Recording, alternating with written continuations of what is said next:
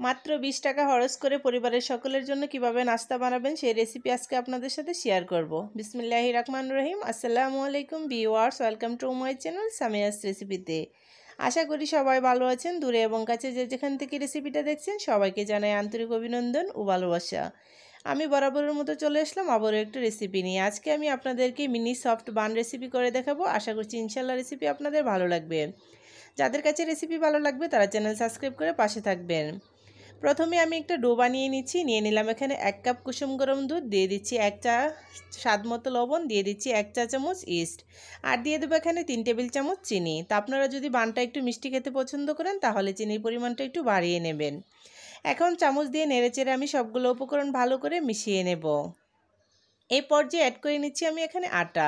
এখানে আমি 1.5 কাপ আটা নিয়েছি। তো আটা দিয়ে আমি একটা ডো বানিয়ে নেব।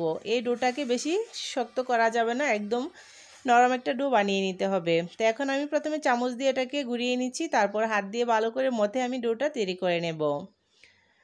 এ পর্যায়ে ডোটা মাখানো হয়ে গিয়েছে। তো ডোটাকে একটু সফট করার জন্য দিয়ে দিচ্ছি এখানে 2 টেবিল চামচ সয়াবিন তেল। তেলটা দেওয়ার পর আবারও হাত দিয়ে 3 থেকে 4 মিনিট আমি ডলে ডলে আটার ডোটাকে ভালো করে মথে নেব। বান বানানোর জন্য আটার ডোটাকে যত বেশি মাখানো হবে বানটা ততটাই সফট হবে। এখন আটার ডোটা অলরেডি রেডি হয়ে গিয়েছে। তো এখন আমি ঢাকনা দিয়ে রেস্টে রেখে দিচ্ছি 1 ঘন্টা। ফিরে আসছি 1 ঘন্টা পর। এখন ঢাকনা খুলে দেখে নিচ্ছি ডোটা অ্যাক্টিভ হয়েছে কি না। তো মাশাআল্লাহ খুব সুন্দরভাবে ফুলে উঠেছে। তো এখন হাত দিয়ে চেপে এর ভেতর থেকে আমি হাওয়াটা বের করে নিচ্ছি। তারপর আবারও একটা বোটের মধ্যে নিয়ে আমি হাত দিয়ে ডলে ডলে আমি 3 থেকে 4 মিনিট এটাকে ভালো করে মথে নেব। বান বানানোর জন্য এই প্রসেসটা অবশ্যই করতে হবে, তাহলে বানটা অনেকটাই সফট হবে। তো এখন আমি একটা নাইফ দিয়ে ডোটাকে ছোটো ছোটো করে কেটে নিচ্ছি। তো আজকে এখানে আমি মিনি সফট বান বানাবো, তার জন্য অল্প অল্প লিচি নিয়ে আমি একটা বান তৈরি করে নেব। তো প্রথমে আমি এটাকে কেটে নিচ্ছি, তারপর হাত দিয়ে ঘুরিয়ে ঘুরিয়ে কিভাবে করে নিচ্ছি আপনারা দেখেই বুঝতে পাচ্ছেন। এই কাজটা করা খুবই সহজ, এর কোনো ঝামেলার তেমন কিছুই নেই। তো এখন আমি হাত দিয়ে ঘুরিয়ে একটু রাউন্ড শেপ করে নিচ্ছি। তো এখন আমার একটা মিনি সফট বান বানানো হয়ে গিয়েছে। তো বানগুলো বেক করার জন্য আমি একটা স্টিলের প্লেটে সামান্য তেল ব্রাশ করে নিয়েছি। তো এখন আমি প্লেটের মধ্যে বানটা রেখে দিচ্ছি। তো সেমভাবে আমি সবগুলো বান বানিয়ে নেব। তো আমার সবগুলো বান বানানো হয়ে গিয়েছে। এখন রেস্টে রেখে দেবো আধা ঘন্টা। আধা ঘন্টা পর ফিরে আসলাম। তো এখন বানগুলো ফুলে একদম ডাবল হয়ে গিয়েছে। তো এর মধ্যে আমি ডিমের কুসুম ব্রাশ করে নিচ্ছি। তো আপনাদের কাছে ডিমের কুসুম না থাকলে এখানে সামান্য দুধ ব্রাশ করে নিতে পারেন, তাহলেই চলবে। এখন ডিমের কুসুম লাগানো হয়ে গিয়েছে। এখন বেক করার জন্য আমি চুলাতে চলে যাচ্ছি। তো আজকে আমি গ্যাসের চুলায় সিলভারের হাঁড়িতে এই বানগুলা তৈরি করে আপনাদের দেখাবো।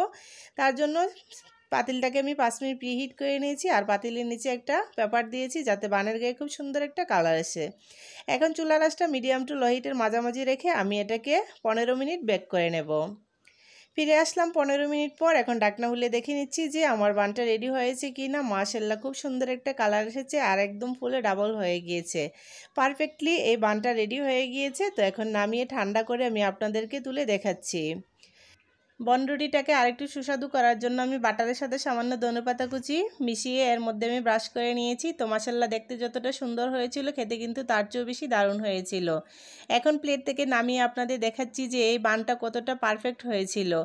আর রিকোয়েস্ট করব বাসায় অল্প সময় অল্প উপকরণে এই রেসিপিটা একবার হলেও ট্রাই করবেন, আর কমেন্টে জানাবেন যে এই রেসিপিটা কেমন হয়েছিল। তো আমার চ্যানেলে এরকম নিত্য নতুন সহজ এবং মজাদার রেসিপি পেতে প্লিজ আমার পাশে থাকবেন। তো এখন একটা বান আমি ভেঙে আপনাদের দেখিয়ে দিচ্ছি এর ভিতরটা কতটা সফট হয়েছিল। তো আপনারা অবশ্যই অল্প সময়ে অল্প উপকরণে এই রেসিপিটা ট্রাই করবেন। তো আবার দেখা হবে অন্য কোনো নতুন রেসিপিতে। সে পর্যন্ত সবাই ভালো থাকবেন। আল্লাহ হাফেজ।